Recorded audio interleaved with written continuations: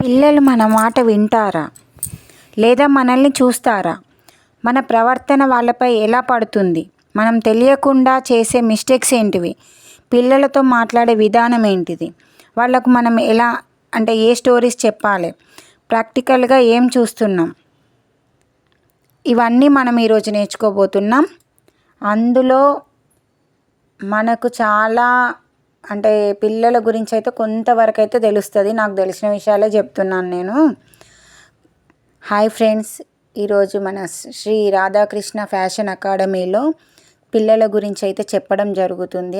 పిల్లలు మదర్స్ కానీ పేరెంట్స్ ఎలా పిల్లలతో ప్రవర్తించాలన్నది చెప్తున్నాం. ఇక్కడ మనకు ఫస్ట్ పాయింట్ వచ్చేసి ఏముంది? పిల్లలు మన మాట వింటారా లేదా మనల్ని చూస్తారా? అవును, పిల్లలు మనం చెప్పే మాటలని గుర్తుపెట్టుకోకపోవచ్చు, కానీ పిల్లలకు మనం ప్రవర్తిస్తాం కదా, అది మాత్రం చాలా గమనిస్తూ ఉంటారు. ఎగ్జాంపుల్ ఏంటంటే, మనం అందరికీ రెస్పెక్ట్ ఇవ్వాలనో లేదా ఇంకేదైనా చెప్తాము, కానీ అది మనం పాటించకపోతే వాళ్ళు చెయ్యరు. మనం చెప్పే మాట కంటే మనం ప్రవర్తించే మనం ఎలా నడుస్తామో వాళ్ళు అలా నడవడానికి రెడీగా ఉంటారు. సో అది మనం గుర్తుపెట్టుకొని ప్రతి అడుగు అన్నది వాళ్ళకు మనం ఏం చెప్పాలి, ఏం నేర్పించాలన్నవి చాలా జాగ్రత్తగా నేర్పిస్తూ ఉండాలి. మనం ఏం నేర్పిస్తున్నామా అన్నది మనకు తెలిసి ఉండాలి. ఎందుకంటే వాళ్ళకి ఎగ్జాంపుల్ మనమే కాబట్టి. ఒక పిల్లలకు మంచి భవిష్యత్తు ఇవ్వడానికి మనం ముందు వాళ్ళకి నేర్పించడానికి మంచి ప్రవర్తనలు మాత్రమే మనం చూపించాలి. మన మాటలో మన చేతల్లో ప్రతి ఒక్కటి చూపించాలి. మన ప్రవర్తన వాళ్ళపై ఎలా పడుతుంది ఖచ్చితంగా మన మాట వల్ల వాళ్ళకు ఒక మైండ్లో అన్నది ఒకటి ఫిక్స్ అయిపోతుంది ప్రతిదీ. ఎగ్జాంపుల్ ఏంటంటే, ఒక మాట పిల్లల మనసులో ఎంతకాలం ఉంటుంది. అయితే చిన్న పిల్లలు వాళ్ళకి ఏం గుర్తుండదని మనం వాళ్ళని అనడమో కొట్టడమో ఏదైనా చేస్తే, మనం సరదాగా అన్నా కూడా కనీసము వాళ్ళు చాలా సీరియస్గా తీసుకునే అవకాశం అయితే ఉంటుంది. అదైతే ఖచ్చితంగా గుర్తుపెట్టుకోండి. ఎందుకు నీకు ఇది చేతన కాదు, నువ్వు మీ అక్కలాగా అన్నలాగానే ఎందుకు ఉండవు, వాళ్ళు బాగానే ఉన్నారు కదా, నీకేమైంది, నువ్వెప్పుడు ఇలానే చేస్తావా అన్నట్టుగా మనం ఏదైనా నెగటివ్ మాటలు మాట్లాడితే వాళ్ళ మైండ్లో అమ్మో నాకేం రాదా, అసలు వాళ్ళలాగా నేను ఉండలేనా, నేను కాదా, చాలా చాలా నెగటివ్ థాట్స్ వస్తాయి వాళ్ళకు. సో ఎప్పుడు కానీ పిల్లలకు వాళ్ళ మిస్టేక్స్ని వాళ్ళకు అర్థమయ్యేలా చెప్పాలి, కానీ వాళ్ళ వ్యక్తిత్వాన్ని తక్కువ చేసేలాగా మాత్రం ఎప్పుడు కూడా చెప్పకూడదు. చాలా గుర్తుపెట్టుకోండి. మన మాటల్లో పిల్లలకు ధైర్యం మాత్రమే రావాలి, కానీ భయం ఉండొద్దు. మనం మాట్లాడడం వల్ల వాళ్ళు భయపడొద్దు. నువ్వు ఇంకొకసారి ఇలా ట్రై చేయనా అని చాలా జాగ్రత్తగా సున్నితంగా చెప్పాలి. నీకు వస్తుంది, యూ కెన్ డూ ఇట్, నువ్వు చేయగలుగుతావు, ఇలాంటి పాజిటివ్ వర్డ్స్ మాత్రం నేర్పించండి. ఎందుకు సక్సెస్ గారు? ప్రతి ఒక్కరు సక్సెస్ అవుతారు. పిల్లల అనేవాళ్ళు మన ప్రవర్తన వల్ల మంచిని తెలుసుకొని ఎలా బిహేవ్ చేస్తారు. పిల్లల్ని పెంచడం వాళ్ళ తప్పును ఆపడం కాదు, తప్పు చేస్తే వాళ్ళు ఎలా సరిదిద్దుకోవాలో అన్నది కూడా మనం నేర్పించగలగాలి. ప్రతి పాయింట్ను మనం నేర్పించాలి. ఒకవేళ వాళ్ళు ఏమైనా మిస్టేక్ చేస్తే మనం ఫస్ట్ వెంటనే కోపానికి రాకుండా జాగ్రత్తగా వాళ్ళను చాలా మనకు ఏముంది దగ్గరకు తీసుకోవాలి. ఫస్ట్ ఆఫ్ ఆల్ వాళ్ళు ఏదన్నా భయంతో ఉన్నప్పుడు వాళ్ళు మన దగ్గర ఎలాంటి అబద్ధము దాచకూడదు ఫస్ట్ మనం వాళ్ళని దగ్గర తీసుకొని జరిగింది ఏంటిదో అన్నది తెలుసుకొని పూర్తిగా విన్నాక మాట్లాడాలి. అది ఎలా మాట్లాడాలో చెప్తా. పిల్లలతో మాట్లాడే అప్పుడు మన మాట కంటే మన విధానం అన్నది చాలా ఇంపార్టెంట్. పిల్లలు తప్పు చేస్తే వెంటనే ఎందుకు చేసావు అని కోపంగా అడగకుండా, ఏం జరిగింది నాకు చెప్పు, నేను అడిగితే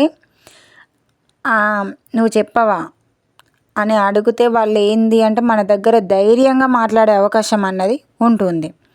వాళ్ళు ఏదైనా సాధించినప్పుడు బాగా చేశావు అని చెప్పడం కంటే బాగా చేశావని చెప్పాలి, పొగడాలి. కానీ దానితో పాటు నువ్వు దీనికోసం చాలా కష్టపడ్డావు కదా, చాలా ప్రయత్నించావు కదా అని చెప్పండి. అప్పుడు ఎలా ఉంటుందంటే వాళ్ళకు, అరే నేను ఇంత కష్టపడ్డా, అందుకే అమ్మ నాకు ఇట్లా పొగిడింది, నాన్న నన్ను ఇంత మెచ్చుకున్నారు, సో నేను ఇంకా కష్టపడాలి, ఇంకా ప్రయత్నించాలి, నేను ప్రయత్నించడం వల్లనే ఇదంతా వచ్చింది అన్న వాళ్ళకు ఆలోచన అన్నది వాళ్ళకు వస్తుంది. పిల్లలు మన దగ్గరకు ఒక సమస్యతో వచ్చినప్పుడు వెంటనే సొల్యూషన్ చెప్పొద్దు. ముందు వాళ్ళు చెప్పేది పూర్తిగా వినాలి. ఎందుకంటే కొన్ని టైమ్స్ పిల్లలు మన అడ్వైజ్ కంటే మన మాట వినాలని కోరుకుంటారు. అంటే వాళ్ళకి ఆ ఫీలింగ్ అన్నది కొంచెం అవసరం కాబట్టి, ఆ స్మూత్నెస్ అన్నది అవసరం కాబట్టి, సో మొత్తం విన్నాక మనం ఆ అడ్వైజ్ అన్నది నువ్వు ఇలా చేయనా అని, అలా కాదు ఇలా చెయ్యని అడ్వైజ్ ఇచ్చే అవకాశం అన్నది ఉంటుంది. పిల్లలతో మాట్లాడే ప్రతి అవకాశం వాళ్ళను మన కోసం, మా అమ్మ చెప్తుంది, మా నాన్న చెప్తుంది, నా కోసమే చెప్తున్నారు అనే విధంగా ఉండాలే కానీ వాళ్ళకు ఇబ్బంది పెట్టేలాగా ఎప్పుడు కూడా ఉండకూడదు. పిల్లలతో మాట్లాడే ప్రతి అవకాశం వాళ్లకు వాళ్ళు పక్షాన, అంటే మనం వాళ్ళ పక్షాన ఉన్నామని చెప్పే ఒక అవకాశం. కాబట్టి చాలా జాగ్రత్తగా బిహేవ్ చేయాలి. ఒక స్టోరీ చెప్తాను నేను. ఇందులో మన పాయింట్ వచ్చేసి స్టోరీ ఉంది కదా, అంటే వాళ్ళకి స్టోరీలు ఎలాంటివి చెప్పాలి అని అంటే మనకు మంచి మంచి అంటే సారాంశం ఉన్నాయన్నీ చెప్పుకోవచ్చు. కానీ నేను ఒక స్టోరీ మీకు చెప్తాను, అంటే పిల్లల మైండ్ సెట్ ఎలా ఉంటుంది అన్నదానికి చెప్తున్నాను ఎగ్జాంపుల్. ఒక చిన్న పిల్లవాడు ఉన్నాడు, ప్రతిరోజు డ్రాయింగ్ వేస్తూ ఉంటాడు. ఒకరోజు అతను వేసిన డ్రాయింగ్ని చాలా అందంగా ఆనందంగా వాళ్ళ అమ్మకు తెచ్చిస్తాడు. అమ్మ ఇది ఎలా ఉంది అని. కానీ వాళ్ళ అమ్మ బిజీ మైండ్ సెట్తోని నేను తర్వాత చూస్తా తీయని అసలు చూడకుండానే పక్కన పెట్టేసింది. అప్పుడు ఆ పిల్లవానికి ఏమవుతుందంటే దాని మీద ఇంట్రెస్ట్ పోయి అన్నది డైలీ అసలు డ్రాయింగ్ అన్నది వేయడం మానేసిండు, చాలా తగ్గిపోయింది. అప్పుడు అసలు వాళ్ళ అమ్మ నువ్వు డ్రాయింగ్ ఎందుకు మానేసినావు కానీ ఎందుకు తగ్గిపోయింది అని అడగలేదు.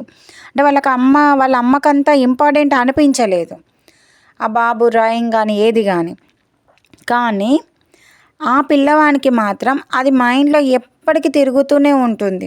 ఏంటిది, కొన్ని డేస్ తర్వాత అలా డ్రాయింగ్ని తగ్గించి అప్పుడు మా అమ్మకి ఇది పెద్ద విషయం కాదు అని అనిపించింది. ఇంకేమనిపించిందంటే ఆ పిల్లవానికి నేను చేసేదంత ఇంపార్టెంట్ కాదేమో, అందుకే అమ్మ దాన్ని అంత పక్కన పెట్టేసిందేమో అన్న ఫీలింగ్లోకి వచ్చి అతను అసలు డ్రాయింగ్స్ వేయడం కంప్లీట్గా మానేసిండు. సో అలా ఉంటుంది.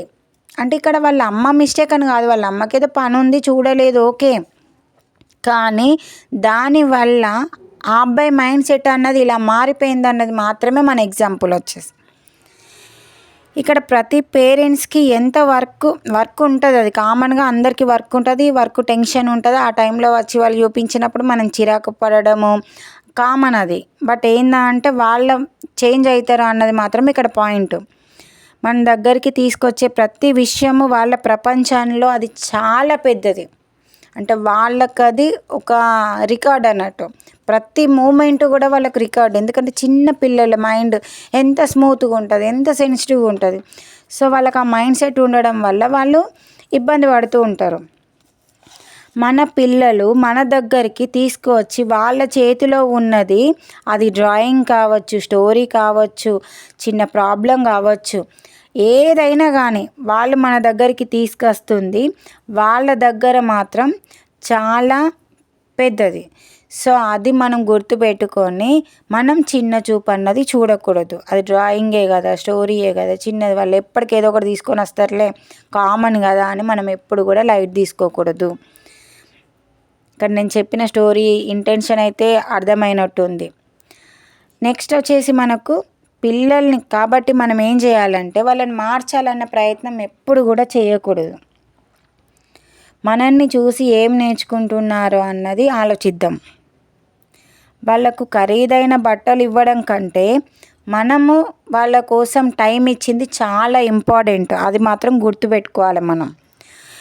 ప్రతి తప్పుకు భయపెట్టడం కంటే తప్పు నుండి ఏం నేర్చుకున్నారు, వాళ్ళకు నేర్చుకునే అవకాశాన్ని మనం ఇవ్వాలి కదా.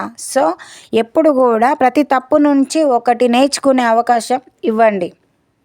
మనం నిన్న చెప్పుకున్న క్లాస్లో చెప్పాను కదా, ఫస్ట్ సార్కే పాస్ అయితే అది గుర్తుకుండదు. అదే 1000 టైమ్స్, 100 టైమ్స్, 5 టైమ్స్, 10 టైమ్స్ అలా ప్రాక్టీస్ చేసినప్పుడు అది మనకు ఫిక్స్ అయిపోతుంది మైండ్లో. ఇంకొకసారి మిస్టేక్ అన్నది ఎప్పుడు చేయము. అదే ఫస్ట్ టైం వస్తే కామన్గా మనకు మిస్టేక్స్ అన్నవి జరిగి అది మర్చిపోయే అవకాశం అన్నది ఉంటుంది. సో అలా ప్రతి తప్పుకు మనము భయపెట్టకుండా వాళ్ళకు తప్పు నుండి నేర్చుకునే అవకాశం అన్నది ఇవ్వాలి. వాళ్ళని ఎవ్వరితోని పోల్చడం అస్సలు చేయకూడదు. వాళ్ళతో ఉన్న మంచిని గుర్తించాలి. అంటే వాళ్ళ పాజిటివ్ థింకింగ్స్ ఏమేమి ఉంటాయో ప్రతిదీ కూడా మనము ఆలోచించాలి. పాజిటివ్ థింకింగ్ ఏం చేస్తున్నాడు, ఎలా ఉంది, వాళ్ళ బిహేవియర్ ఎలా ఉంది అన్నది ప్రతి ఒక్కటి మనం ఆలోచించి దానికి తగ్గట్టు వాళ్ళని మార్చుకోవాలి. అంటే అసలు పిల్లలకు వాళ్ళకి ఏమి ఇష్టం అన్నది ప్రతి తల్లిదండ్రికి తప్ప ఫస్ట్ తెలిసేది తల్లిదండ్రికే.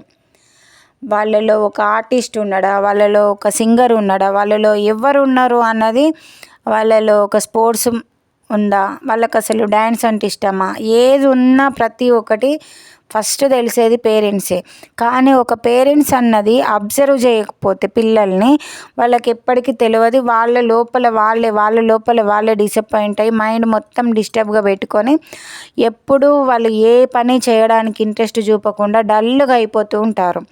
సో వాళ్ళని యాక్టివ్ చేయాలంటే వాళ్ళకు ప్రతి ఒక్కటి మనము అడుగుతూ ఉండాలి. నీకు ఏది ఇష్టము, నువ్వేం చేయడానికి రెడీగా ఉన్నావు, నీకేంటి ఫ్యూచర్లో నువ్వేమవుతావు, నీకు ఎలాంటి పాజిటివ్ థింకింగ్స్ ఉన్నాయి, అంటే నువ్వు అసలు నీ ఆలోచన ఏంటిది, ప్రతి ఒక్కటి. అంటే వాళ్ళను ఒక డైరెక్ట్గా క్వశ్చన్ రూపంలో ఎప్పుడు కూడా అడగద్దు.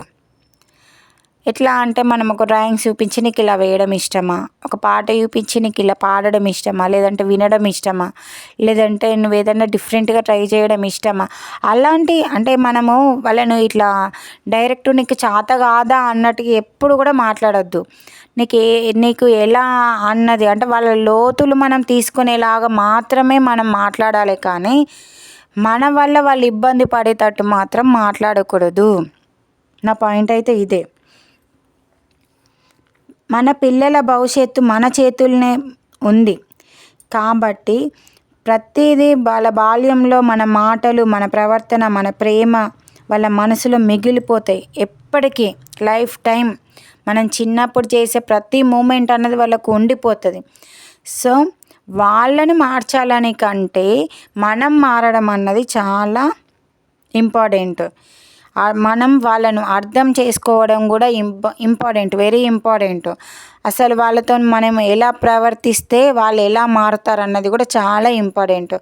సో ఫస్ట్ మనం చేయాల్సింది ఏంటంటే పిల్లలతో టైం స్పెండ్ చేయాలి. టైం స్పెండ్ చేసి వాళ్ళకి ఎలాంటి ఇష్టము ఏందన్నది తెలుసుకోవాలి.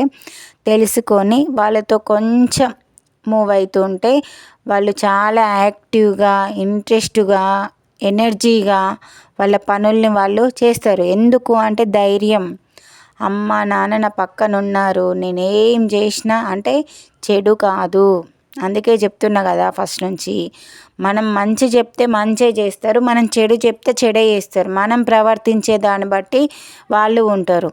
సో మనం ఏం చేయాలంటే మంచి నేర్పించడానికి రెడీగా ఉండాలి మనం. ఎందుకంటే పిల్లలతోనే కదా మన భవిష్యత్తు అంతా. మనదనే కాదు, దేశ భవిష్యత్తు కూడా పిల్లల చేతుల్లోనే ఉంది. సో ఇప్పుడు జరిగే మనం ప్రాబ్లమ్స్ చాలా చూస్తున్నాం. ఎందుకు అంటే పిల్లలు ఇష్టరాజ్యంగా డబ్బులు ఇవ్వడం, ఇష్టరాజ్యంగా అన్నీ చేయడము, వాళ్ళు ఏదో ఒక రూపంలో డబ్బులు తెచ్చుకుంటారు. వాళ్ళకి తెలుస్తున్నాయి, అన్ని పాస్వర్డ్లు తెలుస్తున్నాయి, ప్రతి ఒక్కటి తెలుస్తుంది కాబట్టి బయట జరిగేటి చాలా వింటున్నాం. సో దానికి మన ప్రవర్తన అనేది చాలా ఇంపార్టెంట్ కాబట్టి కొంచెం అర్థం చేసుకొని వాళ్ళతో మనం బిహేవ్ చేస్తే సరిపోతుంది. నాకు తెలిసిన పాయింట్స్ అయితే చెప్పాను. ఒకవేళ మీకు ఈ వీడియో అన్నది ఏదైనా ఉపయోగపడి ఉంటే మీకు నచ్చితేనే లైక్ చేయండి, షేర్ చేయండి. దానికంటే ముందు సబ్స్క్రైబ్ మాత్రం ఖచ్చితంగా చేసుకోండి. ఎందుకంటే దాదాపుగా అందరికీ ఉపయోగపడే నేను మాటలు చెప్తున్నానని అయితే అనుకుంటున్నాను. నెక్స్ట్ వచ్చేసి ఫ్యాషన్ డిజైనింగ్ కోర్స్ అన్నది స్టార్ట్ చేస్తాను. ఫ్యాషన్ డిజైనింగ్ కోర్సులో చాలా టాపిక్స్ ఉంటాయి. ఆ టాపిక్స్ అన్నది నెక్స్ట్ వీడియోలో మనం అప్డేట్ చేసుకుందాం. దానికి ఎందుకో నాకు ఇది చెప్పాలని అనిపించింది, సో ఇది చెప్పాను. ఓకే, మనం నెక్స్ట్ ఫ్యాషన్ డిజైనింగ్ క్లాస్లో కలుద్దాం. Okay, bye. Thank you for watching.